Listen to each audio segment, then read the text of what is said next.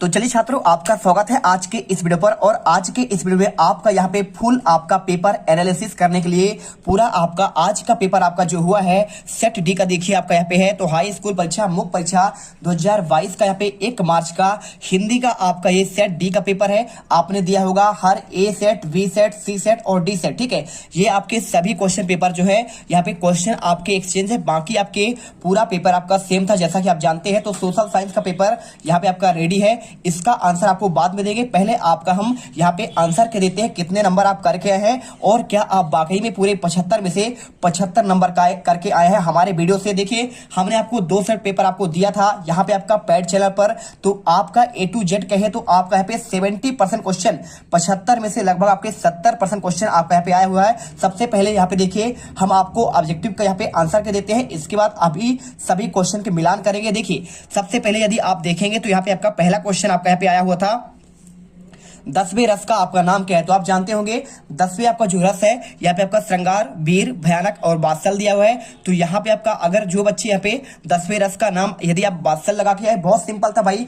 10 रस मैंने आपको 1000 बार समझाया है कि भाई साहब व्याकरण का एक अलग से मैंने वीडियो लाया था और मैंने बताया था कि यहाँ पे देखिए, मैंने आपको जब व्याकरण का आपको पढ़ाया था तो मैंने बताया था कि यहाँ पे आपके 10 रस होते हैं और 10वां रस आपका यहाँ पे वात्सल रस होता है। तो आपको इसी के आधार पर आपको आंसर करना था। इसके बाद क्वेश्चन देखिए लिखा था बाल गोविंद भगत साहब मानते थे सूरदास, तुलसीदास, नागार्जुन ने कबीर को। देखिए बाल गोविंद जो भगत थे ना, यहाँ पे आपका कबीर पंथी थे, तो आपको यहाँ पे कबीर आंसर होगा। जो बच्चे कबीर लगा कर आए बिल्कुल आपका राइट आंसर है। और इसके बाद वह धीरे धीरे चलने लगा। देखिए धीरे धीरे हो, अगर तेज तेज हो, है ना, जल्दी जल्दी हो, ऐसे शब्द हमेशा आपका रीति आपके वाचक में आते हैं। और स्थान जो आपका स्थान का बोध कराएगा, कालवाचक देखिए यहाँ पे आपका समय का बोध कराएगा। और देखिए बालक तारकेश्वर नाथ उसके पिता टीका लगाते थे चंदन का, रोली का, भभूत का, कुमकुम का। आप जानते हैं भभूत का होगा आपका त्रैमासिक या अर्धवार्षिक पेपर में, ये पेपर आपका क्वेश्चन ऑलरेडी आ चुका था। और इसके बाद देखिए रीतिकाल के कवि कौन है, भूषण, जयशंकर और जगमोहन या फिर आगे। तो आप देखिए रीतिकाल के कवि कौन कहलाते हैं,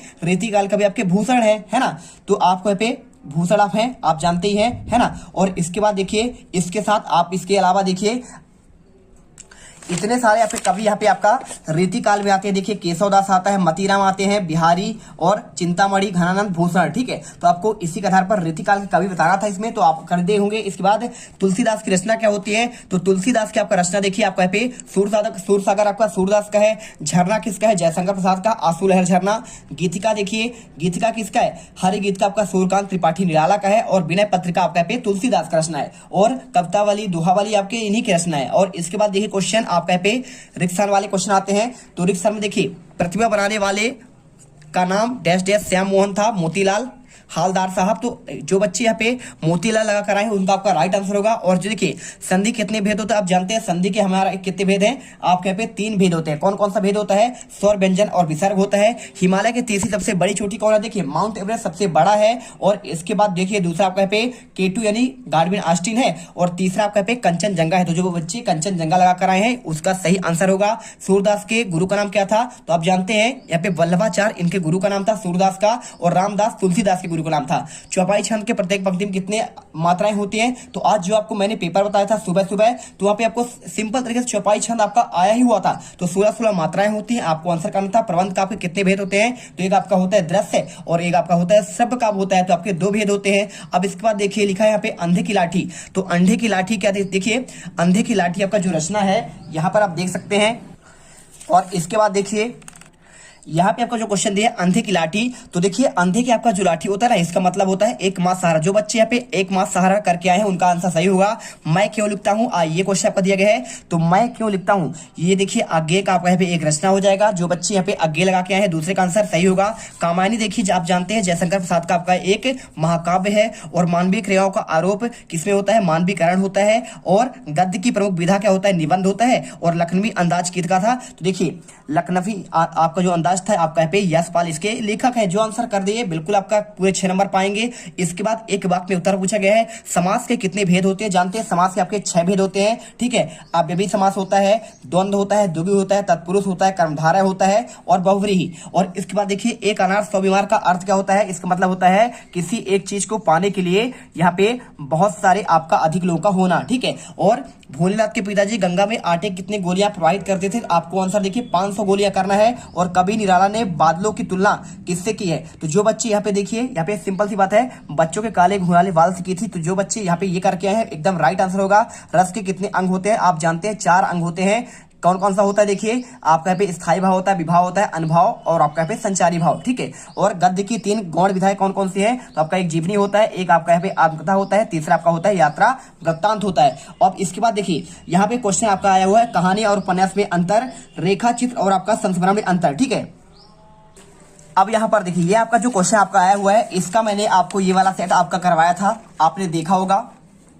तो देखिए जिन बच्चों ने आपका ये सिर्फ आपका पढ़ा होगा, मैंने यहाँ पे आपको हर एक क्वेश्चन आपको आंसर बताया था। तो यहाँ पे देखिए डायरेक्टली तरीके से आपका ये क्वेश्चन आपका इसमें पूछा गया है, कहानी और उपन्यास में 2 अंतर। देखिए ये पेपर मैंने आपको करवाया था। ठीक है। दोहा छंद की परिभाषा बताया था, खंड काव्य की परिभाषा लिखते हुए खंड काव्य का नाम बताया था, सूर्यकांत त्रिपाठी निराला। देखिए प्रयोगवादी, देखिए ये वाला क्वेश्चन डायरेक्टली आया हुआ है, 2 प्रयोगवादी कवियों के नाम, और साथ में परशुराम के क्रोध करने के लक्षण, धनुष टूट जाने के कौन कौन सा आपका तर्क दिया है ना। तो ये आपके सभी क्वेश्चन डायरेक्टली आपको पूछे जा रहे हैं। अब आपको मैं यहाँ पे दिखा देता हूँ कौन से क्वेश्चन आपका यहाँ पे आया हुआ है। देखिए ये क्वेश्चन आपको इससे आपका आया हुआ है, ये देखिए कहानी और उपन्यास में 2 अंतर। अब इसके बाद आपका एक सेट मेरे पास आपका और था, आपको उस सेट से दिखा देता हूँ कितने क्वेश्चन आपका यहाँ पे आए हुए हैं। तो देखिए यहाँ पे आपका रेखा चित्र और आपका यहाँ पे संस्मरण का आपका था। तो मैंने आपको डायरेक्टली बताया था, जो बच्चे हमारे वीडियो देखे होंगे, तो मैंने आपको बताया था कि भाई जीवनी और आत्मकथा में अंतर जरूर याद कर लीजिएगा। साथ में आपको नाटक और एकांकी में अंतर याद करना होगा। मैंने 1000 बार यहाँ पे आपका IMP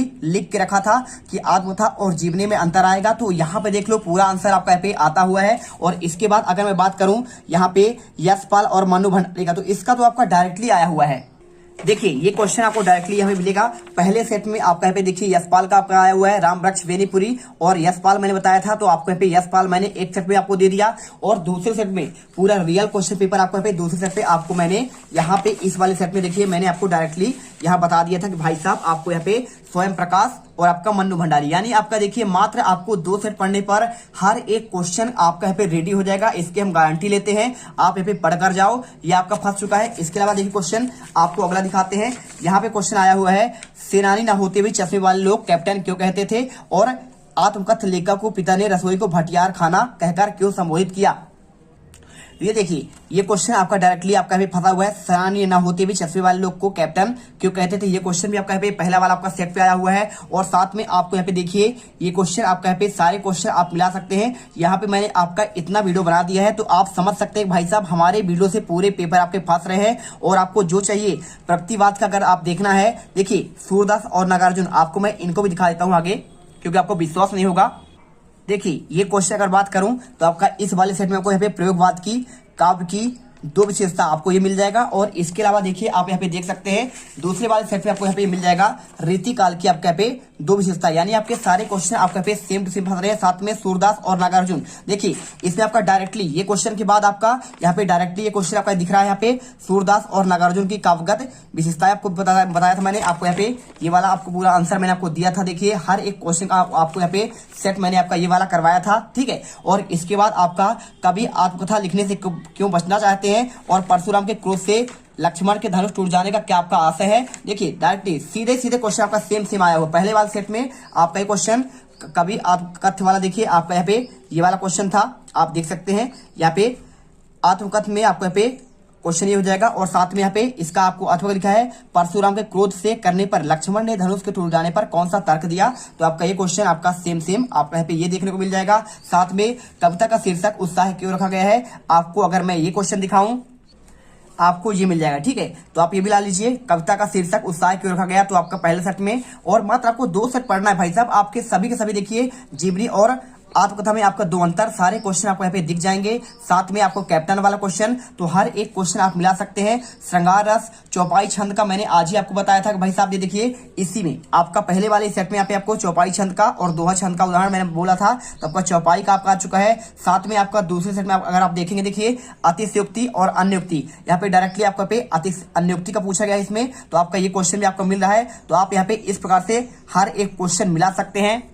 संदर्भ प्रसंग व्याख्या करने के लिए आता है। तो आपका पहले वाले सेट में आपको यहाँ पे ये क्वेश्चन 18 देखिए, संदर्भ प्रसंग वाला क्वेश्चन आपको यहाँ पे ये दिया गया है। सेम क्वेश्चन हरी हालवे की लकड़ी वाला क्वेश्चन है। तो आप इसमें देख सकते हैं पूरा क्वेश्चन पेपर आपको सेम आपको मिलेगा, टेंशन मत लीजिए। हर एक क्वेश्चन को हमने आपको अच्छे से कवर किया है और इस प्रकार से आपका यहाँ पे पूरा पेपर यहाँ पे कंप्लीट होता है। और आई होप यहाँ पे आप जो है यहाँ पे संतुष्ट होंगे भाई साहब कि आपका पेपर यहाँ पे हमारे बनाए हुए पेपर से आ रहा है। अब इसके बाद जो है हर एक पेपर का आपको यहाँ पे रियल क्वेश्चन पेपर अगर चाहिए तो आपको पेड ग्रुप ज्वाइन कर लेना है। उसके लिए आपको पे टेलीग्राम आपको ज्वाइन करना पड़ेगा। टेलीग्राम में आपको उसका लिंक मिल जाएगा। जितने भी छात्र हैं सब फटाफट ज्वाइन कर लो, तभी आप यहाँ पे पूरे आप 10वीं के बोर्ड एग्जाम में टॉपर्स बन पाओगे। हमारे साथ जुड़ोगे, हम आपको निराश कभी नहीं करेंगे और हर एक बच्चे को यहाँ पे टॉपर बनाएंगे, हम गारंटी लेते हैं। तो चलिए मिलते हैं आपके अगले वीडियो पर, उसमें समाज विज्ञान का प्रॉपर आपको सोल्यूशन लेके आऊंगा और आपको यहाँ पे टॉपर्स बना दूंगा।